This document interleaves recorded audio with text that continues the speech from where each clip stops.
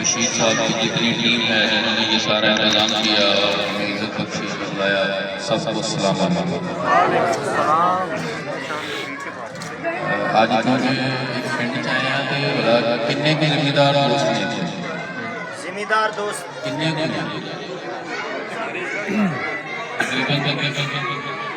سارے دا کام بھائی بھی جنہوں نے میں راتی ایک شہید لے لیا سے میں کیا میں آج تاڑے لوگوں کا دکھا تو میں دیکھ کیا رہا تھا کہ انڈیا کے اندر نا کھاد کی ایک بوری کی قیمت ہے 274 روپے۔ تھوڑی سی بند کر دیں۔ اگر اسی انہوں پاکستانی پیسے نہ بھی کنورٹ کر لیے تھے بندہ ہے کوئی تقریباً 900 روپیہ۔ اپنے کھاد کی بوری دی کتنی قیمت ہے؟ 6000۔ اور ڈی اے پی دی کتنی قیمت ہے؟ 15000 14000 کچھ روپے۔ اور ڈی اے پی دی اتھے قیمت ہے 2000، اگر اسے پاکستانی پیسے بنائی ہیں تد بھی بند ہے 6500 روپیہ یا 6000۔ اور تسی یہ ویکھو کہ کھاد کون بناتا ہے پاکستان؟ یہ نالوں بہتر نہیں کہ بارڈر کھول کے کھاد ادھروں منگا لیے، کرایہ پہ کے بھی اس تو مہنگی نہیں بنتی۔ تو جڑے لوگ کھاد بناندے نے وہ کون نے تسی تلاش کرو، جڑے الیکشن کرا رہے جڑے نواز شریف نو 50 روپے دے سٹامپ پیپر دے پہلے باہر بھیجیا تے پھر واپس لے کے آئے۔ چینی 155 یا 60 روپے کلو، جبکہ ساڑھے نال دے ملک ہے چینی 40 روپے کلو۔ اسی انہاں چیزاں دا اب ان باتوں کے کرنے کا مقصد کیا ہے؟ مقصد یہ ہے کہ آپ کی لڑائی کن لوگوں کے ساتھ ہے؟ ان لوگوں کے ساتھ ہے جو آپ کے خون پسینے کی کمائی کھا رہے ہیں، وہ پیسے جو آپ کے بچوں کا مستقبل سنوار سکتے ہیں، جو آپ کے خاندان کے گھر کے آپ کے ذاتی استعمال میں آ سکتے ہیں، وہ پیسے یہ اسٹیبلشمنٹ کھا رہی ہے آپ سے چھین کے۔ آپ کو پتہ ہے کھاد کون بناتا ہے پاکستان میں؟ یہ افسوس کے ساتھ ہمارے جو آج کا جوان ہے اس ملک کے، جو ہمارے نوجوان جو لوگ ہیں یہ وہ نہیں جانتے یہ فوجی فرٹیلائزر کدھر ہے، فاطمہ فرٹیلائزر کدھر ہے، یہ کن کی ہے؟ یہ اسی اسٹیبلشمنٹ کی ہے جو آپ اب الیکشن لڑا رہی ہے، آپ کی فلیکسیں نہیں لگنے دیتے، ان کی فلیکسیں لگنے دے رہی ہے، ٹھیک ہے؟ آپ کے ایک بہت بڑی پارٹی کے انہوں نے وہ نشان تک بھی چھین لیا، سب پتہ ہے آپ کو۔ تو یہ وہ لوگ ہیں جو آپ کے مستقبل کے ساتھ کھیل رہے ہیں۔ تو اگر آج آپ نہیں اٹھتے تو اگلے 5 10 15 20 25 30 سال انہیں کو برداشت کرنا پڑے گا۔ آج آپ نے فیصلہ کرنا ہے کہ یہ جو مغرب زدہ جمہوریت کے ہرکارے ہیں، یہ جو پینٹاگون کے غلام ہیں، یہ جو آپ کے ملک پر قابض ہیں، اور یہ جو اپنے سیاستدان لے کے آتے ہیں، آپ کو تو پتہ ہے کہ یہ نہ بابا جی رضوی صاحب کی ان سے بنی، نہ سعد بھائی کی بنتی ہے، نہ ہماری بنتی ہے۔ اس کی کیا ثبوت ہے؟ اس کا ثبوت یہ ہے کہ جب آپ ایک ریلی لے کر نکلے اسلام آباد کی طرف تو آپ کے 50 سے زیادہ کارکنان کو شہید کیا گیا۔ آپ کو یاد ہے یا نہیں؟ یاد ہے۔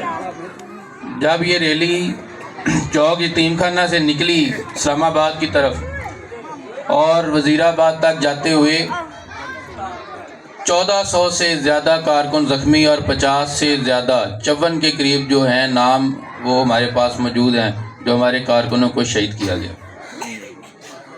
کون کون سے حربے انہوں نے استعمال نہیں کیے؟ وہ تیزاب والا پانی پھینکتے رہے، کیمیکل والا، انسو گیس شیل، اور سٹریٹ فائر کیے۔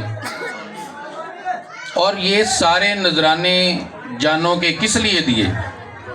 یہ 1400 جو زخمی ہوئے لوگ، یہ تکلیفیں صعوبتیں جو برداشت کرتے رہے، وہ کس کے لیے تھی؟ نظام مصطفیٰ کے لیے۔ آپ نے 1947 میں یہ ملک حاصل کیا، کس لیے؟ کس نام پہ؟ पाकिस्तान का मतलब क्या? ला इलाहा इल्लल्लाह। बच्चे बच्चे को पता है।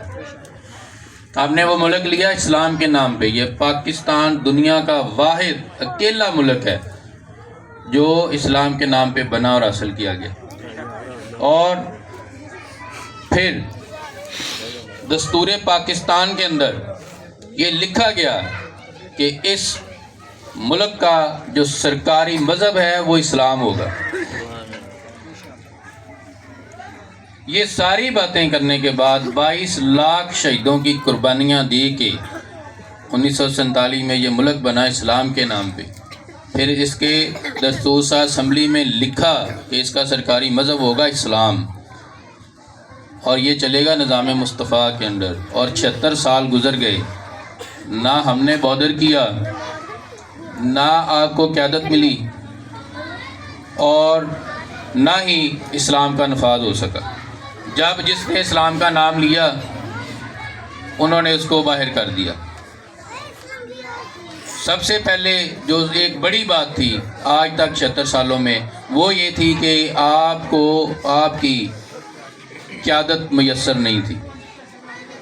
अभी ये 4-5 दिन पहले वो कामरान खान एक प्रोग्राम कर रहे थे, वो भी इस बात का जिक्र कर रहे थे, आपने देखा।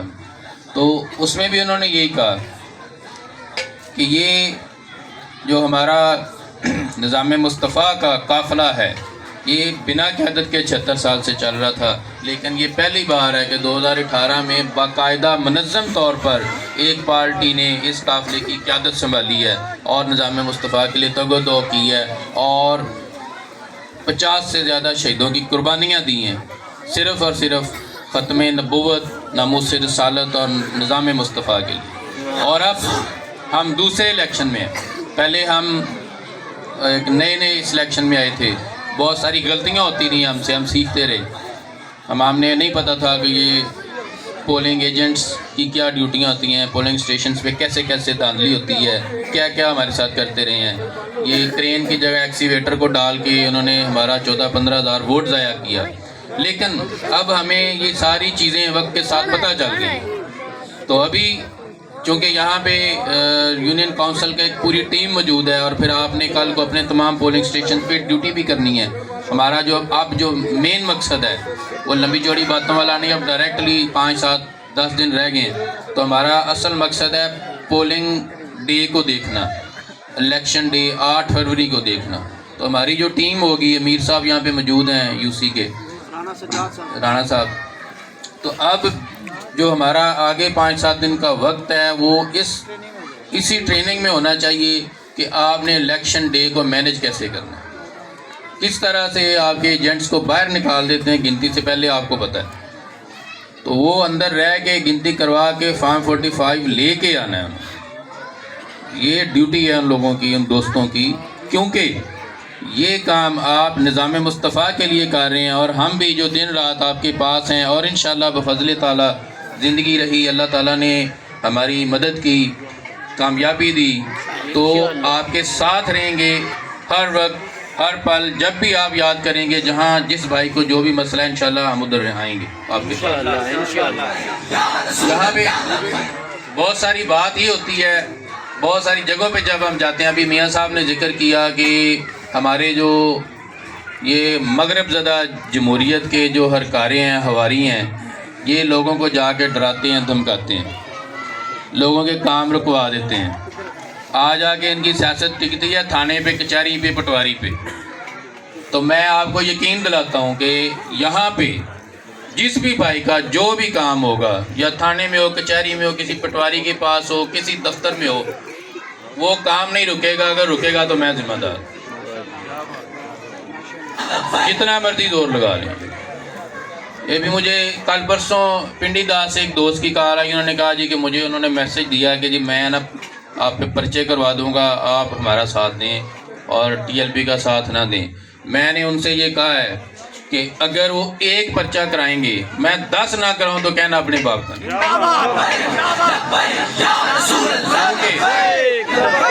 क्योंकि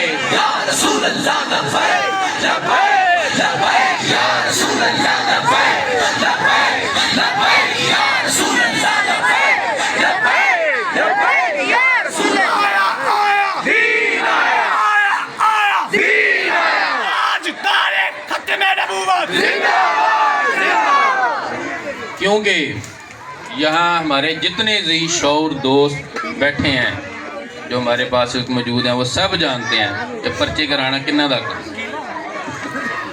یہ کتنے کے پرچے کرا سکتے ہیں سانوں پتہ ہے. آ جا کے ایک فون کر سکتے ہیں SHO نوں تھانے کچہری سے. ٹھیک ہے. تو جدوں ساڑی تحریک دے دوست جاندے نے نا ایسے میاں آتے صاحب کھڑے ہیں ادھر, تو وہ پھر وہ کہتے ہیں مولوی آ گئے نے نہ کچھ دینا ہے تو کام بھی پورا لینا ہے. ٹھیک ہے. اور ہر جگہ ایسے ہی کرتے ہیں اور کریں گے اور کرتے رہیں گے انشاءاللہ. اب رہے گی بات یہ کہ آج یہاں پہ جتنے دوست موجود ہیں ان سب کا ایک مذہبی فریضہ ہے. تاجدار ختم نبوت تاجدار ختم نبوت ان سب کا ایک مذہبی فریضہ ہے. جس طرح آپ نے اکثر سنا ٹی وی پہ یہ مشہوری آتی ہے نا جب الیکشن آتے ہیں پھر بڑی زور شور سے چل رہی ہوتی ہے کہ ووٹ ڈالیں, ووٹ ڈالنا قومی فریضہ ہے. لیکن ووٹ نظام مصطفیٰ کو ڈالنا مذہبی فریضہ ہے. کیسے؟ کیا آپ سب جو یہاں مسلمان ہیں وہ تمام مسلمان جن کا ایمان ہے حضرت محمد صلی اللہ علیہ وآلہ وسلم پر, کیا ان کا ایمان مکمل ہوتا ہے اگر وہ نظام مصطفیٰ پر ایمان نہ رکھے؟ کیا آپ کو لگتا ہے کہ نظام مصطفیٰ میں آپ کی جو پرابلم ہے, جو آپ کی معاشی بدحالی ہے اور جو اس ملک کے مسائل ہیں ان کا حل نہیں ہو پائے گا؟ اور ان کے پاس حل ہے جو 76 سالوں میں نہیں کر سکے, وہ اب کیا کریں گے؟ کس کو یقین ہے کہ یہ مسائل وہ حل کر سکتے ہیں مغرب زدہ جمہوریت سے؟ کبھی بھی نہیں کر سکتے. اگر کر سکتے ہوتے تو میں کرونا کے دنوں سے کتاب لکھ رہا تو میں نے آبزرو کیا کہ انہوں نے ہوا کیا ان کے ساتھ کرونا میں. آپ ایک واقعہ دیکھا آپ نے حضرت ابوبکر حضرت عمر رضی اللہ تعالیٰ عنہ کے دور کا. انہوں نے ایک سوٹ پہنا, زیب تن کیا اور وہ دربار میں آئے تو کسی دوست نے, کسی مسلمان مومن نے ان سے کھڑے ہو کے پوچھا کہ آپ نے جو یہ لباس پہننا ہے اور یہ جس کپڑے کا بنا ہے وہ کپڑا مال غنیمت سے ایک ایک چادر سب کو ملی تھی, جبکہ آپ کا یہ لباس ایک چادر سے بننا ممکن نہیں ہے. تو یہ دوسری چادر کہاں سے؟ وہ خلیفۃ المومنین, وہ بادشاہ وقت کے, اور ایک عام آدمی سوال پوچھ رہے. تو یہ کرونا کے دنوں میں لاکھوں لوگ مر گئے. کسی بھی ملک کے اندر کسی بھی صدر, وزیر اعظم, کسی ہیلتھ منسٹر کو کوئی جا کے پوچھ نہیں سکتا کہ بھائی آپ کیا کر رہے تھے, آپ کہاں تھے, یہ لوگ مر گئے. کیوں؟ کیونکہ یہ مغرب زدہ جمہوریت, اسلامی جمہوریت نہیں ہے. اسلامی جمہوریت میں آپ سوال کر سکتے ہیں. اسلامی جمہوریت میں حضرت عمر رضی اللہ تعالیٰ عنہ نے سارے جو آپ کے محکمے ہیں وہ چلا کے دکھائے, بنا کے دکھائے. محکمہ نیب کس نے بنایا؟ محکمہ مال, محکمہ زکوٰۃ, یہ کس نے بنایا؟ محکمہ جیل خانہ جات, محکمہ محصولات, یہ کس نے بنائے؟ یہ انگریز بعد کی پیداوار ہے. یہ سارے حضرت عمر رضی اللہ تعالیٰ عنہ نے بنائے تھے. تو یہ سب جو آج مغربی جمہوریت جن اصولوں پہ چل رہی ہے اور وہ جن محکموں کو لے کے اپنی ساری حکومتیں چلا رہے ہیں, یہ سارا جو ایک سسٹم ہے یہ حضرت عمر رضی اللہ تعالیٰ عنہ نے بنا کے دیا تھا نظام مصطفیٰ کے. تو آج ہمارا کیوں یقین نہیں ہے کہ نظام مصطفیٰ پاکستان کو چلا بھی سکتا ہے, یہ معاشی بدحالی کے گڑھے سے نکال بھی سکتا ہے اور تعمیر و ترقی کی طرف بھی لے کے جا سکتا ہے؟ میرا تو ایمان ہے, اور آپ کا جس کا ایمان نہیں ہے وہ ہاتھ کھڑا کر کے بتائے, اور وہ مجھے یہ بھی ذات بتائے.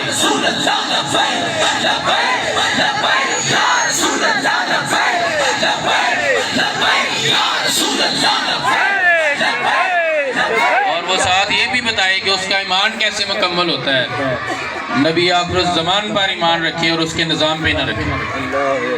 تو ہماری جتنی کاوش ہے آج آپ کے پاس چل کے آنا، آپ کا ہمیں بلانا، عزت بخشنا، یہ سب اور سب ایک سلسلے کی کڑی ہے، اور وہ اس لیے ہے کہ ہمیں دن رات نظام مصطفیٰ کے لیے کام کرنا ہے۔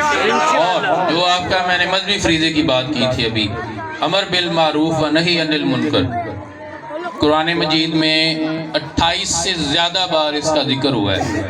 یہ کیا ہے؟ یہ ہے لوگوں کو نیکی کی طرف بلانا، بھلائی کی طرف بلانا اور برائی سے روکنا۔ نظام مصطفیٰ کی طرف بلائیں گے تو کیا یہ نیک کام نہیں؟ کیا یہ آپ کا فرض نہیں ہے؟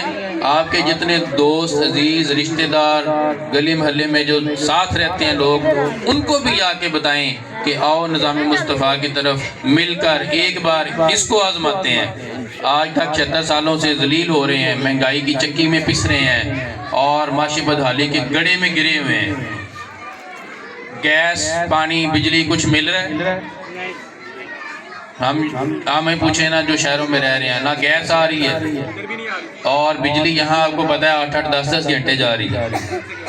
ٹھیک ہے جی، تو یہ کیا سب ہے؟ کیا یہ ہے غیر مساوی تقسیم، ریسورسز کی غیر مساوی تقسیم، جو آپ کے پاس ذخائر ہیں، جو مال و دولت ہے۔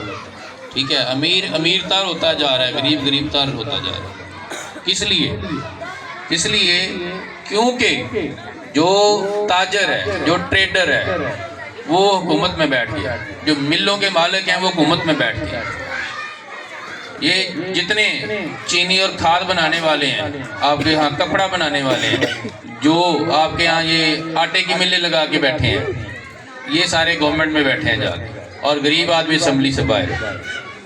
لہٰذا نظام مصطفیٰ کی طرف آئیں، جہاں پہ ایکویلٹی ہے، جہاں پہ مساوات ہے، جہاں پہ برابری ہے، جہاں پہ ہم سب برابر ہیں، جہاں پہ آپ سوال کر سکتے ہیں، جہاں پہ ہم ایک دوسرے کو جواب دیں، اس نظام کی طرف آئیں تو انشاءاللہ بفضل تعالیٰ اللہ تعالیٰ ہمیں کامیابیوں سے ہمکنار کرے گا انشاءاللہ۔ دیکھو دیکھو کون آیا، محمد عربی کا دین آیا، عزت لایا، عظمت لایا، سکون محبت لایا۔ دیکھو کون آیا، محمد عربی